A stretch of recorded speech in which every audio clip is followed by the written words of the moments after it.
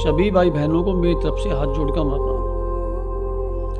यदि मेरी ये वीडियो पसंद आए तो लाइक करें, शेयर करें और मेरे चैनल को सब्सक्राइब करें। आपके लिए मैं ऐसी अच्छी जानकारी लेकर आता रहूँगा। आज करते हैं कुंडली में पिशाच योग क्या होता है। पिशाच योग जो होता है इसको बोलते हैं जो शनि और राहु जब एक साथ आ जाए। शनि और राहु जब एक साथ आ जाएं तो इसको बोलते हैं पिशाच योग।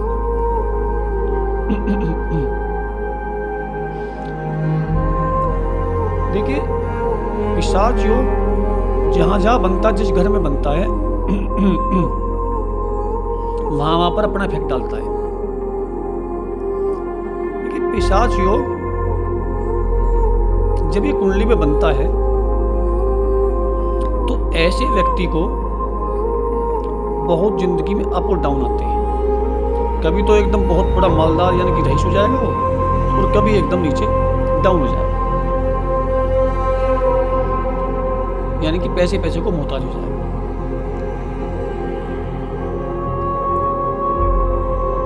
ऐसे व्यक्तियों को भूत प्रेत बाधा बहुत लगती है, नजर दोष बहुत लगता है।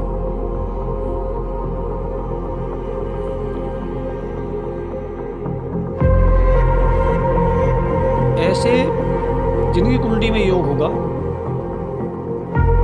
कोर्ट कचहरी के चक्कर बहुत काटते हैं। अचानक हानि और अचानक लाभ, पैसे का होना, ये भी ऐसे कुंडलियों में पाया गया है।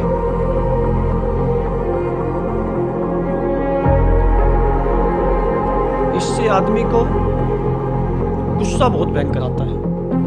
आप कोई भी बात करोगे तो उस पर तुरंत रिएक्ट करेगा, उस बात को समझने की कोशिश नहीं करेगा, तुरंत उस पर रिएक्ट करेगा। ये पिशाच योग वालों की पहचान।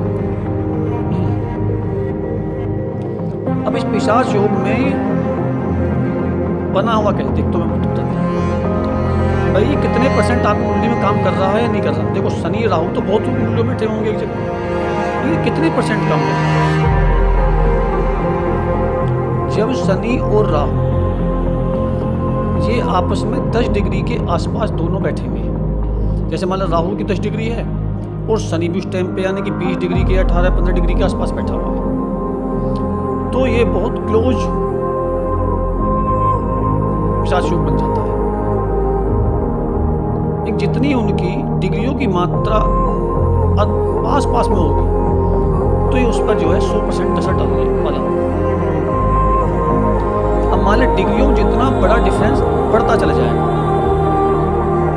जैसे मान लिया 10 डिग्री से बाद में 15 डिग्री का डिफरेंस, 20 डिग्री का डिफरेंस, 28 डिग्री का डिफरेंस, 30 डिग्री का डिफरेंस, तो जितना ये डिफरेंस होता चला जाएगा उतना ही आपकी कुंडली में योग कम होता चलेगा। जैसे मान लो 100% काम कर रहा था तो डिग्री बढ़ी, उसकी आपस में फासला बढ़ा, तो यानी कि वो कम 70%, 50%, 40% इस तरह कम होता चला जाएगा। तो जितनी मान लें यानी कि कोई नज़दीक में होगा उसकी डिग्री आपस में तो उतना अधिक प्रभाव डालेगा, और जितना एक कम डिग्रियों का फासला अधिक होता चला जाएगा यानी कि उतना ही कम आपको प्रभाव डालेगा। ऐसे व्यक्तियों को काम धंधे में बहुत परेशानी होती है, क्योंकि शनि जो है वो प्लैनेट बहुत धीमे धीमे चलता है और राहु एकदम फास्ट है। यानी कि जो धीमा प्लैनेट और भाई राहु तो बहुत फास्ट जाने की कोशिश करता है कि फास्ट दूंगा एकदम कोई भी काम करूंगा, और शनि कहेगा नहीं मैं धीरे धीरे दूंगा, तो दोनों में विरोधाभास हो गया। तो इसलिए शनि और राहु के एक साथ बैठने से कर्म दोष भी लगता है, जिसे कर्म दोष वो भी लगता है, क्योंकि शनि कर्म का मालिक है और राहु उसमें दोष लग गया तो कर्म दोष भी उसको लगता है। अब ये जिस भाव में बैठता है उस भाव के इफेक्ट डालता है।